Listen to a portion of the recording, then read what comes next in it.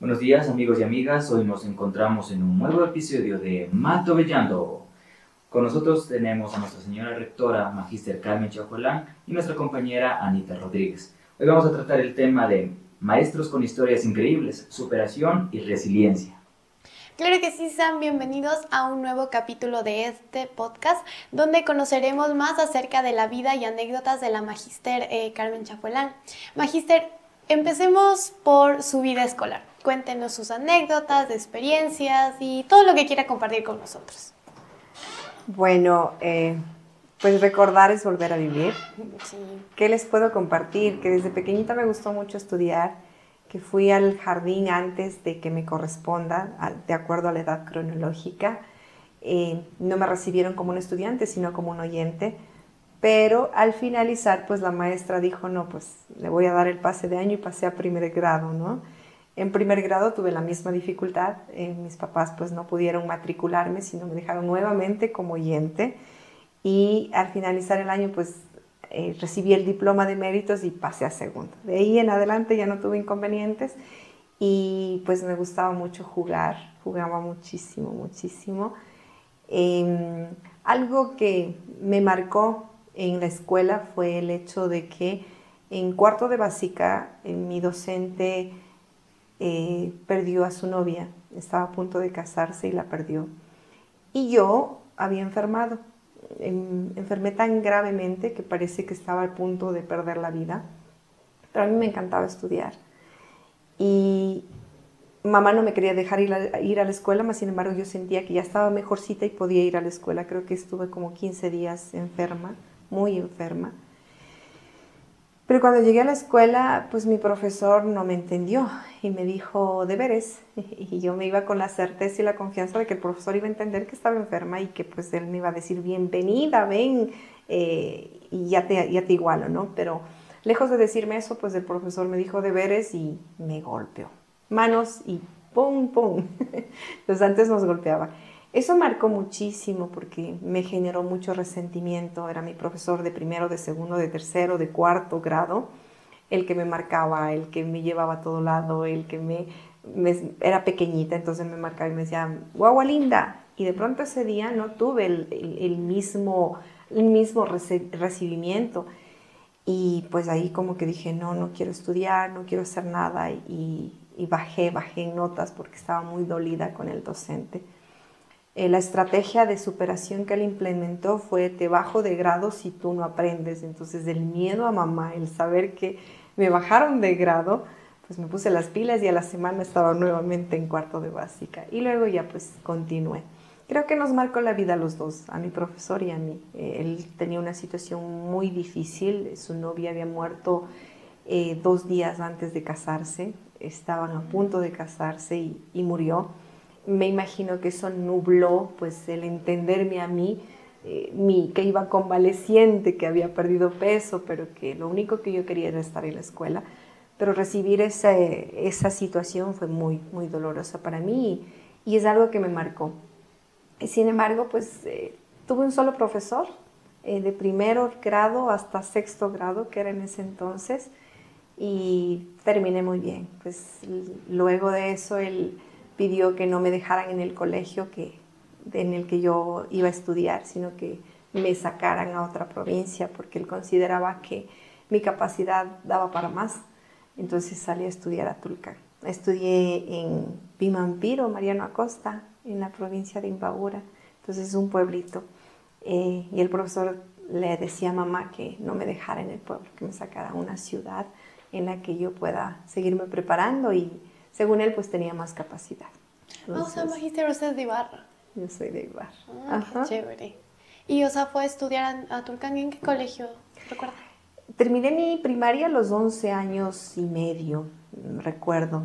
Se terminaba de 12, terminé un poquito antes. Y salí a estudiar a Tulcán. Estudié en el colegio San Antonio de Padua. Este colegio es de monjitas, solo de mujeres. Entonces ahí fue donde continué con mis estudios secundarios. Y ahora, su adolescencia, ¿qué tal? El colegio, ¿cómo era? O sea, cuéntenos más acerca de su colegio. Eso, por favor. Mi colegio, pues en mis tiempos todavía teníamos los colegios femeninos y los colegios masculinos. El colegio era de monjitas y por ende mi juventud la tenía marcada con el propósito de seguir estudiando.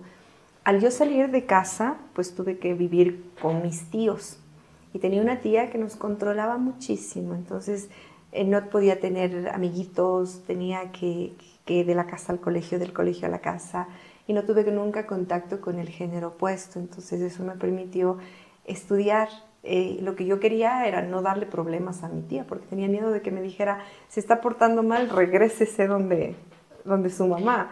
Entonces ese era mi mayor miedo, mi mayor temor, entonces me portaba bien, hacía los deberes y trataba de ser lo mejor porque yo quería seguir estudiando, o sea, quería estudiar, me encantaba estudiar. Y Magister también, siguiendo la conversación también me doy cuenta de que, o sea, usted por estudiar tuvo que literal cambiarse de ciudad.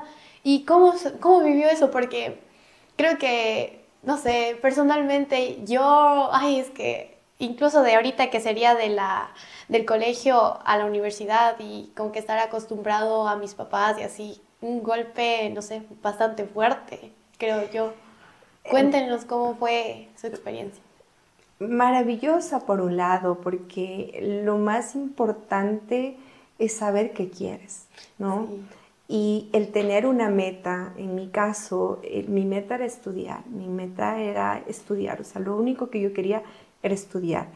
Al yo saber qué quiero, hizo que supere todas las dificultades, ¿no? Las barreras económicas, el desapego con papá, mamá y la familia total.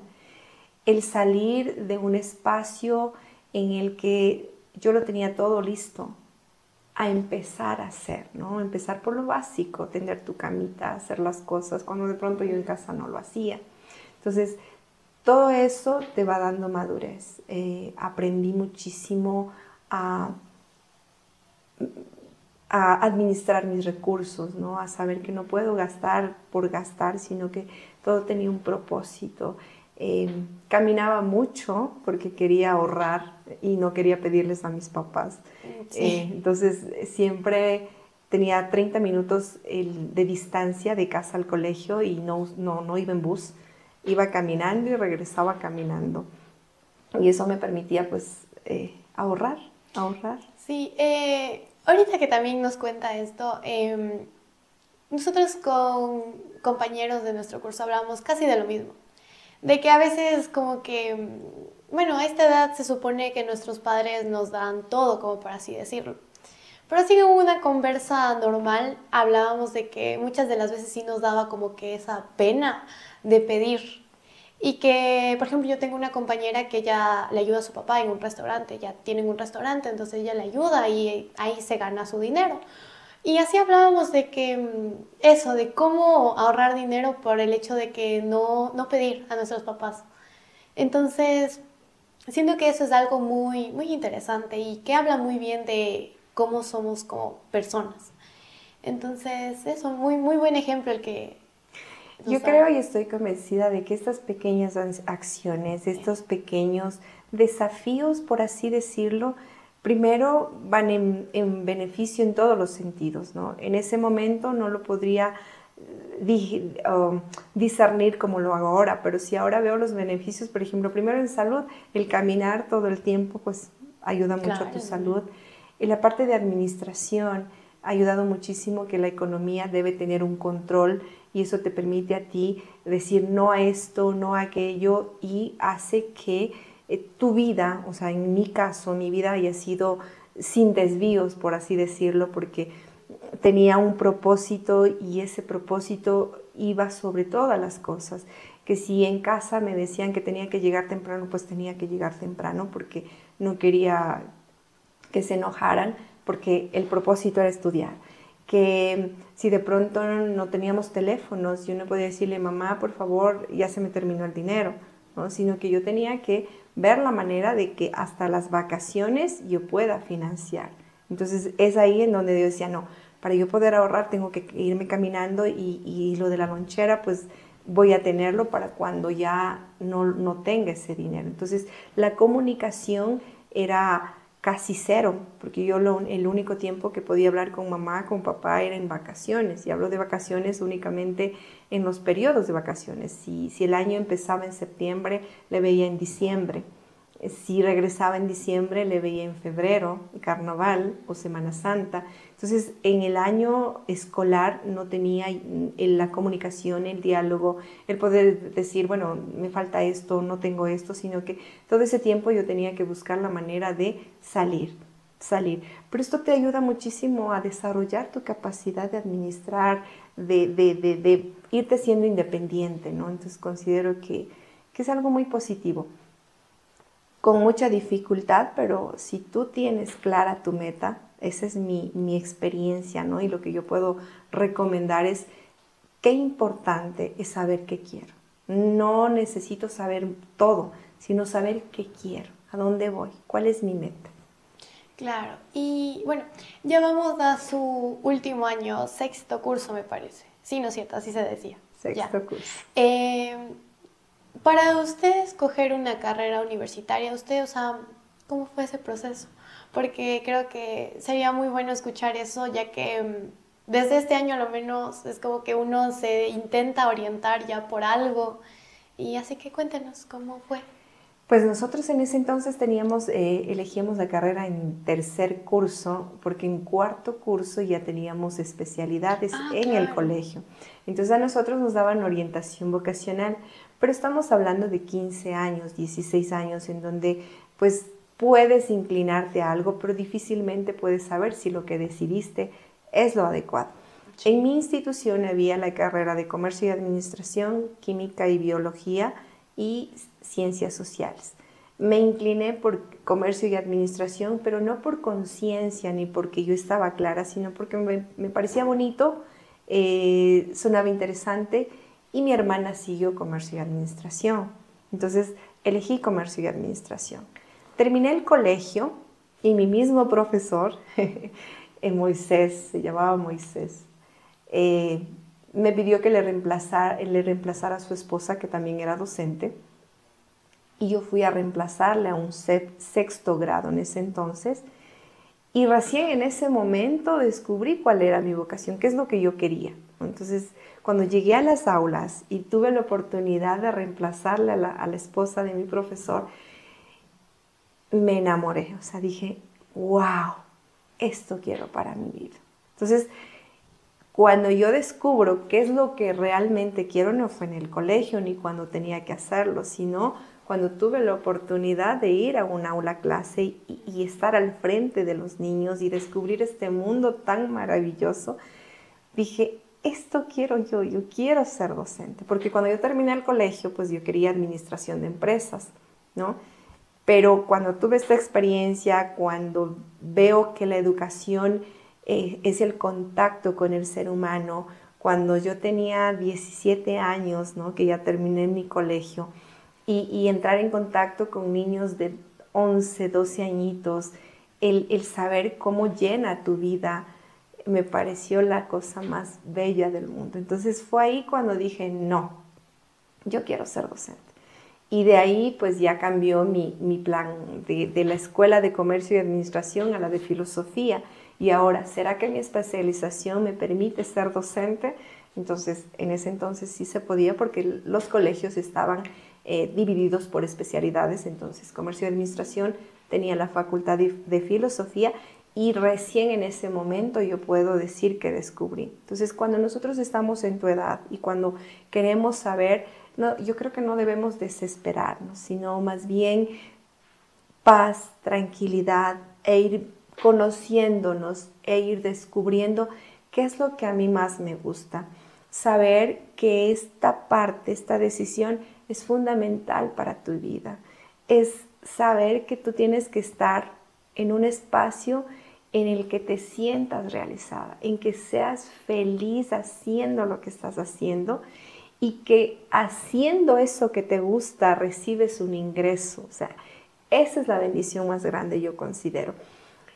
Nuestra carrera de pronto en nuestro país no tiene el reconocimiento económico como tal vez lo tienen en otros espacios, pero si nosotros estamos haciendo lo que nos gusta y amamos, pues vale la pena, porque no hay dinero que compense el bienestar, el amor por lo que haces, porque es todos los días, es todos los días, es todos los días.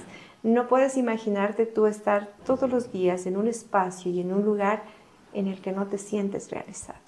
Claro. Y usted, como dice, uno descubre lo que quiere hacer cuando lo hace, cuando Así lo es. experimenta.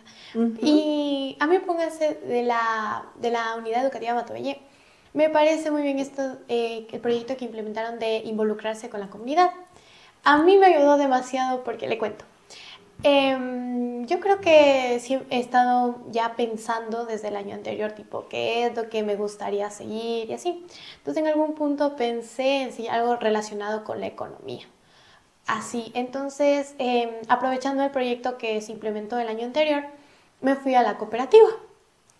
Porque decía, voy a ver cómo es el ambiente, tal vez me guste y sea por lo que me empiece a inclinar, o tal vez no. Entonces, a lo largo de las 2 semanas que fueron de prácticas, a mí la verdad fue como que no me agradó tanto ya. Porque, como dice, no me siento realizada. No siento que ahí pueda sentirme bien o feliz en esa carrera como tal y después para ejercer o eso no me sentí cómoda ahí. Entonces fue algo que me ayudó a ver lo que yo tal vez pensé que quería, pero ya al hacerlo, no. Y siento que esos procesos de que nos hacen practicar, ir a los lugares, aprender a desenvolvernos también, ayuda mucho porque puedes darte cuenta de eso, de que, por ejemplo, yo me di cuenta que algo que se supone que quería, ya no quería. Y este año tal vez piense ir a algún otro lugar que igual piense que es algo que quiero hacer con mi vida, pero vamos a ver qué pasa. Entonces... Qué alegría escucharte, Sanita. Precisamente nosotros al querer implementar esta integración con la comunidad es porque el mejor aprendizaje que nosotros podemos tener es desde la experimentación y desde los avances de la ciencia, pues nos dicen que nadie más aprende haciendo. El aprendizaje significativo está en el hacer, porque pongo en práctica lo que yo sé, pero llega a la acción. Esa acción, esa interacción, esa comunicación en un espacio real hace que realmente tú descubras lo que realmente quieres ser. Y no siempre el aprendizaje está en el aula. Tal vez este es un aprendizaje más significativo que debe estar dentro del aula. Y pues nosotros lo hemos logrado hacer precisamente porque tú puedes decir muchas cosas, ¿sí? Pero no es lo mismo que pisar el terreno y vivirlo. Sí, totalmente. ¿Sí? Entonces, tú escuchas mi historia, pero tú vas construyendo la tuya. Claro. Y esa historia se tiene que hacer desde los espacios reales. Y ese ha sido nuestro propósito y me da mucha alegría que tú ya tengas una idea más clara. Y yo me imagino que así como tú, tus compañeritos también vieron una oportunidad, pero sobre todo un aprendizaje que me lleva a la toma de decisiones. Y claro, la mayoría fuimos a un montón de lugares diferentes, en el que, como todo en la vida, fue variado. A algunos les fue bien, les encantó lo que hacían, a otros no tanto y a otros nada que ver. Fue como que, por experiencia de mis compañeros, a algunos les tocó en una veterinaria. Vieron que no solo es cuidar a los perritos o cosas así, sino que vieron más allá. La realidad de cómo es un animalito cuando les vacunan, cosas así que ellos me contaban. Otra amiga mía fue a un laboratorio de esto de los pollos, el Grupo Oro creo que se llama. Fueron ahí, le daba miedo a los pollitos y aprendió que para sacar una muestra de sangre a un pollito chiquito hay que matarlo. Tenaz del miedo. Fuimos como que descubriendo mucho. Realmente el pisar el terreno de verdad fue, no sé, fue un gran impacto en nosotros de lo que para conocer, ver que tal vez no todo es como tal color de rosa, sino que como hay sus buenas cosas, también hay lo malo o lo real.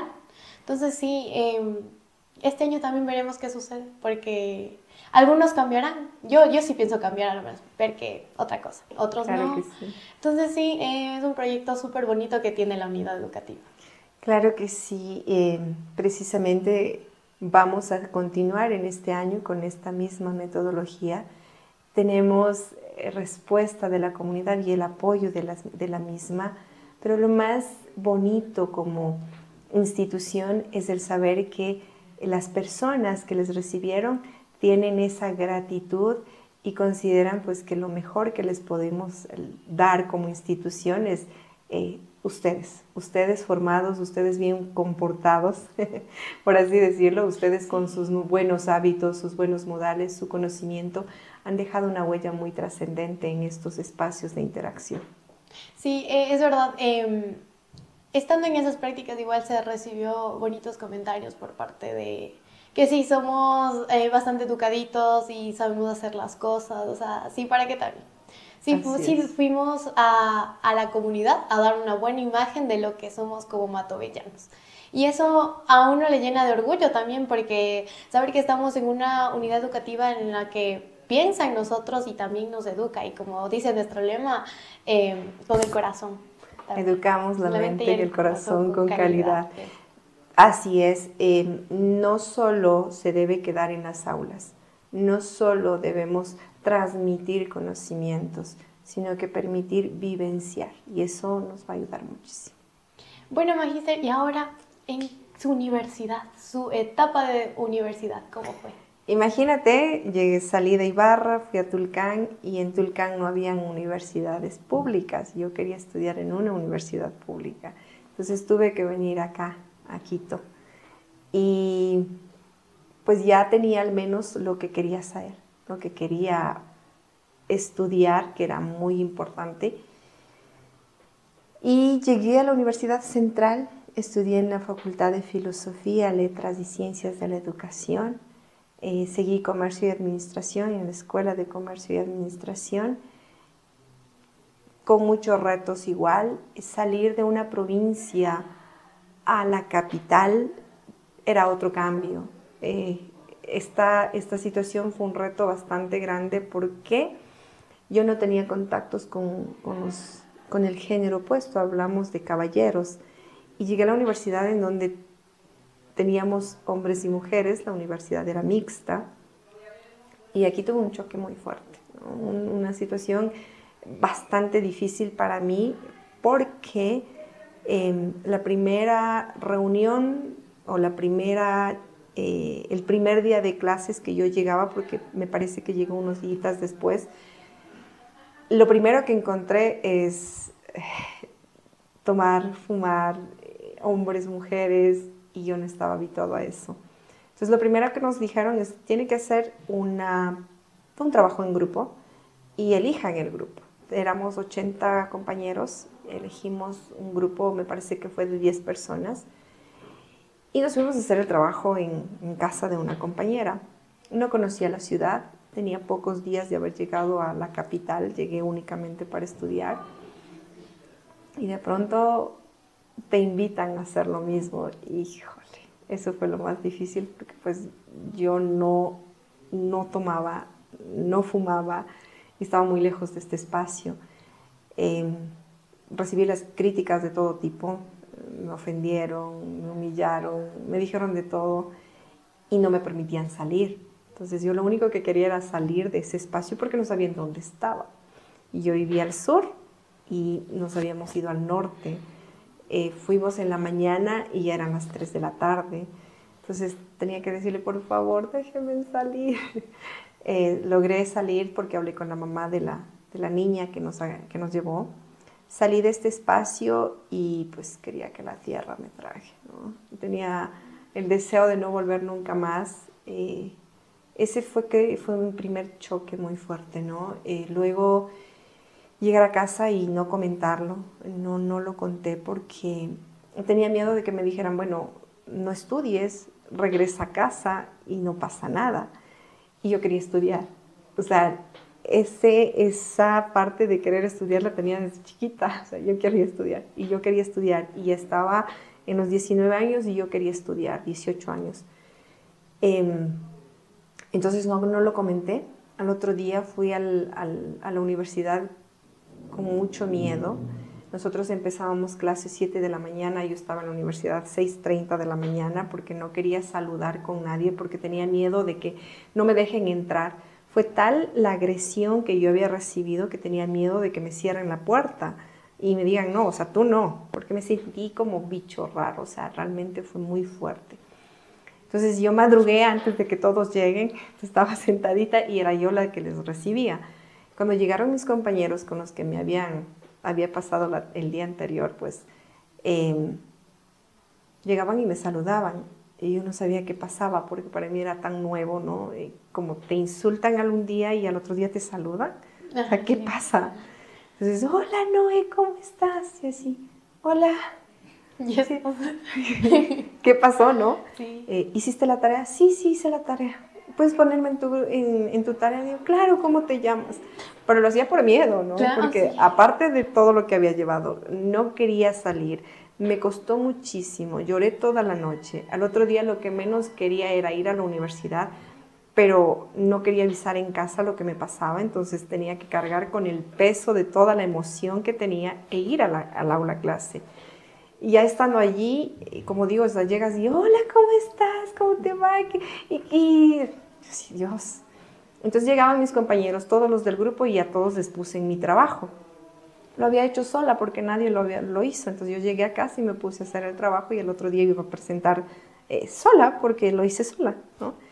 Cuando llegaron y me preguntaron, ¿no? Entonces escribí nombres, yo así, uff, no pasó lo que me había pasado, porque yo sentía que me iban a golpear, que me iban a cerrar la puerta, o sea, yo sentía que iba a pasar lo peor del mundo, pero ese creo que es el reto más importante, el no dejarte llevar por la emoción, sino que frente a este obstáculo tan grande, que en ese momento era mi vida y sentía que se me terminó la vida. Sin embargo, el otro día madrugué más, o sea, lejos de decir no voy nunca más o quedarme ahí, bueno, lloré y todo, pero el otro día estaba antes de todos los demás y con mi tarea hecha, porque yo quería estudiar, ¿no? Entonces, esta situación tan fuerte no bloqueó mi deseo de estudiar. Regresé. Luego después tenía que buscar una forma de no salir en las tardes. Entonces me decían, oye, vamos a hacer el trabajo. Así, no, es que yo trabajo. Entonces lo primero que se me ocurrió es, yo trabajo. Y estudiaba en la mañana, salía de clases y yo me iba corriendo a casa. Pero pues decía que me iba a trabajar. Creí lo más sano para que no me pidieran que me quedara con ellos, porque la experiencia fue muy, muy, muy fea para mí, muy dolorosa y muy cruel, porque aparte que sabían que era de provincia, entonces los chicos en ese entonces de la capital se creían superiores a los de la provincia, entonces aparte de que no quería tomar, entonces me sentí rara porque mientras todos tomaban y yo no quería tomar, era como que, ¿y esta de dónde salió? ¿No? Entonces sus miradas, sus expresiones, sus palabras, sus gestos me devastaron, me dejaron muerta poco más. Pero volví y luego después pues ya me funcionó el hecho de haber hecho la tarea de ponerles en el grupo. Y luego empecé a hacer eso, ¿no? Entonces yo iba a casa, hacía los deberes y al otro día era, no, ¿cómo estás? ¿Cómo te va? Ponme en tu grupo así, claro, ¿cómo te llamas? Y pasé el primer año. Al segundo año bajó la carga, ¿no? Entonces ya no era la de provincia que no conocían, rara, que no toma, que no hace esto, que no entra en onda, sino ya era la Noé que hace los deberes. Entonces, Noé, ¿hiciste los deberes? Sí. ¿Me puedes poner en tu grupo? Claro, ¿cómo te llamas? Entonces ese fue mi primer paso, por así decirlo, en el que yo conseguí aceptación y que me permitió continuar con la meta que yo tenía, que era estudiar. Al tercer año, en cambio, ya cambió todo. Ya me quedaba en las tardes, ya tenía el grupo, ya sabían que no tomaba. Entonces decían, no, ¿te quedas con nosotros? Sí, claro. Decía, listo, vamos, cervezas para todos y una cola. Entonces, eso ya me generaba satisfacción, bienestar. Y llegué al cuarto año y ya pues siempre coordinaba los grupos, luego yo era la coordinadora, pero porque hacía, ¿no? Entonces, generalmente en esta etapa los jóvenes están en un tiempo en el que, viva la vida, soy libre, no me controlan, nadie me ve, mamá ya no está detrás de mí, porque se terminó la etapa escolar en donde mamá está detrás de ti. Llega a la universidad, entonces el que desea estudiar lo va a hacer, pero ahí tienes la libertad de hacer lo que tú quieres hacer. Y ahí viene nuevamente lo que yo decía al inicio, ¿cuál es mi propósito? ¿Qué es lo que yo quiero? Y no salirte de esa meta, de ese propósito, ¿no? Eso es lo que a mí me ha ayudado muchísimo. Y ya pues llegó el 4.º, saqué la licenciatura y quería seguir estudiando. Entonces, ¿y de ahí qué sigo estudiando? Terminé la universidad, me casé. Ya me casé antes de graduarme, pero pues mi esposo quería ya casarse. Dije, perfecto, pero yo quiero estudiar, quiero esto, ¿no? Entonces, quiero 2 hijos, quiero seguir estudiando, en ese entonces, te hablo del 2005, llegaron por primera vez las maestrías, ¿no? Todavía no había en el país la maestría. Entonces, yo decía, antes de los 30 yo quiero tener el título más alto en educación. Y me puse como meta antes de los 30, ¿no? Entonces yo me gradué, saqué la licenciatura a los 22 y a los 25 empecé la maestría porque recién llegaba, o sea, era nuevita, fui la segunda promoción de maestrías en la Universidad Central. Entonces saqué la maestría en equidad de género y educación superior. Entonces estudié 2 años más presencial. No habían las maestrías como ahora de 1 año online, no, eran maestrías que nos permitían estar en las aulas desde las 8 de la mañana hasta las 5 de la tarde, sin interrupción, no íbamos a casa, teníamos que comer fuera. Y creo que es muy bueno, creo que la educación más significativa es aquella que estás dentro de, ¿no? Porque si lo haces detrás de la pantalla, considero que es significativa, pero no hay punto de comparación con la educación en donde estás, como estamos en este momento, ¿no? En donde te miras, en donde te escuchas, en donde preguntas, en donde vas aprendiendo más. En ese entonces, pues yo tenía 25 años y mis compañeros eran rectores, profesores universitarios, y yo era docente de un colegio. Entonces, el nivel que tenían mis compañeros me superaba muchísimo. Entonces, todos eran mis profesores y yo aprendí muchísimo, porque el mismo hecho de no estar con personas de tu edad hace que la experiencia y el conocimiento de mis compañeros sea superior y tú te enriqueces mucho más. Entonces, no habían docentes dentro de maestrías, porque las maestrías fueron obligatorias para docentes universitarios y aquellos que tenían cargos directivos, pero el docente de pronto se volvía hasta inaccesible por los costos que representaba esta. Entonces, sin embargo, mi meta era antes de los 30, quiero la maestría y cuando nazcan mis hijos ya no debo estar estudiando. Entonces, y muy buena meta, la verdad. Y eso que usted dice de no hay punto de comparación entre la virtualidad y literal estar presencial. Y eso nos enseñó la pandemia. Bueno, a mi generación creo que eso sí totalmente nos enseñó la pandemia.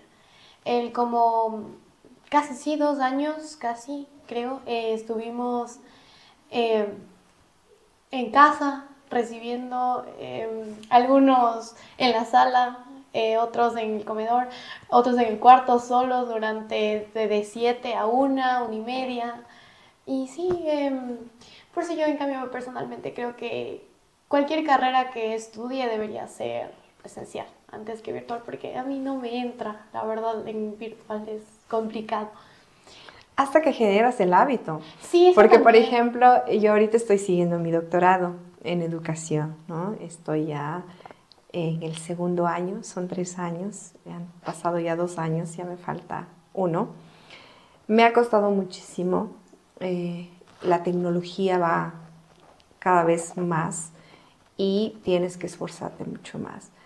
Pero ahora ya siento que puedo estudiarlo de manera virtual, porque han sido 2 años en donde he ido generando el hábito. Esa transición de dejar la presencialidad a la virtualidad ha sido difícil, pero considero que debe ser una virtualidad que vaya de la mano con la presencialidad. Entonces, por ejemplo, esta universidad nos ha enriquecido mucho porque estamos en la mayoría de tiempo virtual, pero también hay encuentros presenciales.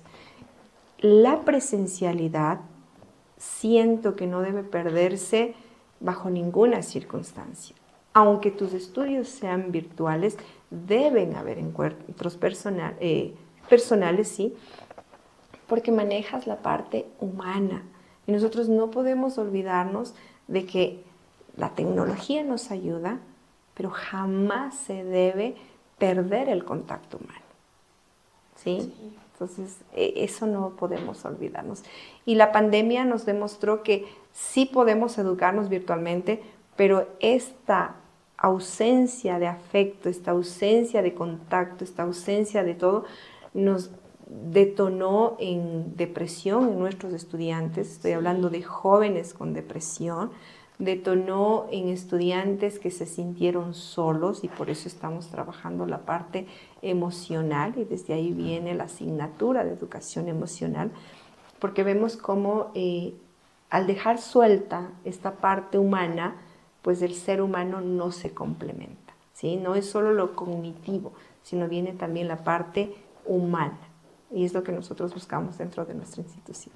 Claro, en esa etapa fue como que algo se pausó. A pesar de que, sí, le comenté nosotros estábamos en octavo virtualmente total. Y nuestro tutor era el teacher Ryan, y él siempre hacía cualquier tipo de actividad para aprovechar los recursos que nos daba la virtualidad, pero también como que estar más en contacto y no solo de clase, de las horas clase que era. Y sí, o sea, no sé, para mí fue bastante agobiante, o sea, ya en un punto ya no quería, y a pesar de que la institución sí ofreció ese proceso de ya presencialidad, mitad, entonces era como que yo quería, pero a la vez no, porque me daba miedo, pero, ay, no sé, sí fue difícil, pero después creo que ya con el contacto que después se tiene ya cuando volvimos a lo normal, fue genial, no sé, creo que a lo menos a mí me llenó totalmente todo ese vacío que se quedó durante 2 años, porque estar en la casa y no salir fue difícil, pero el colegio lo supo manejar bien y que ahora estemos bien y que ese ya sea un buen recuerdo, pero ahora totalmente bien. Ahora, Magíster, quisiera preguntarle cómo fue su primer trabajo. Vamos ya para finalizar el aspecto laboral suyo. Ay, no, fui la mujer más bendecida del mundo, porque cuando yo estudié en Tulcán, pues como te decía, estudié con monjitas, ¿sí? Entonces recuerdo que un día yo estaba todavía en 4º año, no había tenido mi licenciatura, y de pronto me llama una monjita, la hermana María del Pilar Ayala. Ella era mi inspectora cuando yo estudiaba. Entonces un día me llama por teléfono y me dice, Carmita, ¿quiere trabajar? Y yo sí, ¿trabajar? Digo, bueno. Entonces imagínate, te llaman a casa a decir, ¿quiere trabajar? Digo, bueno. Y fui a trabajar, pero igual. Qué reto tan difícil, porque yo tenía el conocimiento de la máquina de escribir. Entonces, de la máquina de escribir a la computadora era todo un reto, ¿no? Era todo un abismo de diferencia, porque el computador no tenía la tecnología de hoy, pero era el computador, ya tenía otra situación y no era la máquina de escribir. Esa transición bastante difícil porque en la universidad no teníamos todavía esa parte de la parte tecnológica, ¿no? Entonces, cuando fui a trabajar, igual. Qué reto tan grande, porque me puso la hermanita, a ver, como tú consigues comercio y administración, entonces tú vas a tener la colecturía. Y como yo necesito que me ayudes, pues también vas a tener la secretaría. Y como que también tenemos el centro de formación artesanal, entonces tú vas a trabajar, vas a dar clases de contabilidad en el centro de formación artesanal. Entonces tenía 3 actividades en una y dije, perfecto. Pero también fue bastante difícil porque en ese entonces la institución estaba pasando un trance de un personal a otro personal y habían mandado a cualquier cantidad de personal, pero estas personas que salieron estaban en contra de la institución a tal punto que yo no podía hacer las legalizaciones en el distrito, antes se llamaba Dirección Provincial, porque le pagaron al señor funcionario público para que no nos legalice la documentación. Entonces, yo nueva, llegaba a hacer todos los cuadros de notas de todos los estudiantes, iba al distrito y me decía, no, está mal. Y yo, pero, ¿qué está mal? Es que está mal, usted es nueva, esto está mal. Y me regresaba 1 vez, 2 veces, 3 veces. A la 3.ª vez sí salí en la puerta y me senté a llorar. Decía, Dios mío, creo que no estoy haciendo bien. Y obviamente ya te convence de que no estás haciendo bien porque mal, y era cualquier cantidad de papel. Entonces ya llegó la hermanita y me dijo, Carmita, ¿qué pasa? Y te tengo que cobrar el papel, lo siento mucho. O sea, pero usted está gastando demasiado papel. ¿Y en dónde está mal? Decía, hermanita, es que no sé qué está mal. ¿Será que usted puede ir a preguntar? Y la hermanita tenía más miedo que yo. Decía, no, tiene que hacerlo usted. Decía, Dios mío, ¿por qué dije que sí? Es mejor que yo renuncie porque es que no va bien. En ese entonces, el señor que me decía que estaba mal, lo despidieron. Y lo despidieron porque descubrieron pues, que el señor estaba cobrando dineros para hacer su trabajo de manera inadecuada. Cuando él se va, regresa otro señor y revisó mis cuadritos, ¿no? Ya, yo los había perfeccionado tanto, pero nunca estaban bien. Entonces, cuando llegué y le indicaba y me dice, wow, está muy bien. Digo, de verdad. Ya, uy. Pero ya han pasado meses, ¿no? En este intento, en esta lucha, y aparte tenía el cobro de pensiones, y aparte tenía la parte contable, y aparte tenía los roles de pago, y aparte tenía mucha carga, y aparte tenía mis clases. Entonces, bastante fuerte. Y cuando ya regresé, pues decía, no, es que la hermana confió en mí, yo no puedo defraudarle. Me amanecía noches enteras, completas. Recuerdo que solo pedía una cobijita, empezaba en la mañana, 7 de la mañana, y terminaba el otro día, 7 de la mañana. Entonces, y seguía, porque pues mi propósito era no decepcionarle, porque ella me pidió que vaya. Y eso es lo que me mantuvo en este proceso, que la institución estaba pues en una situación muy crítica, con muchas personas en contra, y era todo un reto. Cuando ya nos cambiaron de la persona externa que nos tenía que verificar todo lo que nosotros hacíamos, pues fue genial. Entonces él ya pidió luego que el día que yo vaya a legalizar documentos me permitiera quedarme ahí para que yo le ayude a él. Entonces yo ayudaba a legalizar a las otras instituciones educativas. Entonces decía, wow, no era yo la que estaba haciendo mal, es que estaba muy lejos de imaginar lo que estaba pasando. Claro. No me podía imaginar que no es que el trabajo mío estaba mal, sino que había alguien que estaba con otra intencionalidad. Pero eso no lo puedes entender, no lo puedes adivinar, y es el reto que la vida te pone. Entonces, superar todo este tipo de obstáculos requiere de mucha entereza, de mucha, no sé, compromiso, ¿no? El abandonar y saber que tú estás ahí con un propósito y tienes que lograr ese propósito. Y bueno, gracias a Dios se logró. Bueno, y me quedé 17 años. 17 años. Sí. No acepté otras vacantes porque pues amaba la institución, estaba en donde me gusta y aprendí muchísimo. Qué increíble, literal, con la boca abierta. Me quedé 17 años. Yo la verdad, sí me he puesto a pensar en, por ejemplo, yo estudié una pedagogía en idiomas extranjeros. Y cuando vi eso como una opción para mí, como una meta o algo que quisiera mediante eso, es poder dar clases en la institución que a mí me preparó, en la institución que a mí me vio crecer, literal. Por ejemplo, aquí estoy aquí desde inicial y seguramente hasta el siguiente año. Entonces, como usted, lo veo de una forma en la que retribuir retribuir todo lo bueno que aprendí.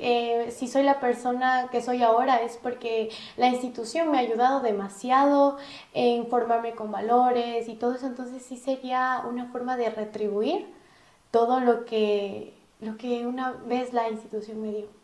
Entonces, qué bonita su historia con su colegio.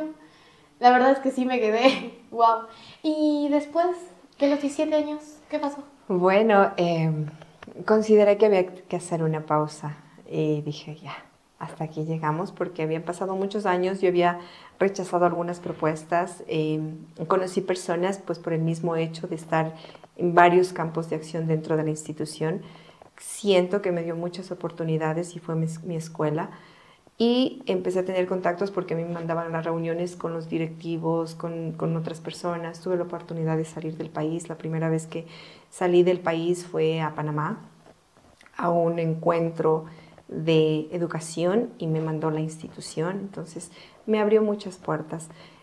Fue ahí cuando me invitaban a que labore en la universidad, en otros espacios, pero pues me quedé, dije, no, es que es mi colegio y es que después, es que más allá. Y cuando ya terminó la relación laboral, pues quise hacer una pausa, pero no pude porque luego me dijeron, Carmita, venga, trabaje conmigo en el vicerrectorado. Porque ya había tenido experiencia también, la institución me permitió crecer, ¿no? De docente, de administrativa, llegué a ser la vicerrectora y en el último año tenía el rectorado. Entonces llegué al vicerrectorado y al rectorado. Luego de ahí trabajé con otra hermanita que me llevó también al vicerrectorado. Y recién en ese momento dije como que, híjole, sí hace falta un poquito más de recursos, 2 niños más grandes. Y cuando de pronto me llamaron, ¿no? Dice, Carmita, hay una vacante, deje su carpeta en el quinche. Digo, bueno. Entonces yo dejé la carpeta un miércoles, recuerdo claramente.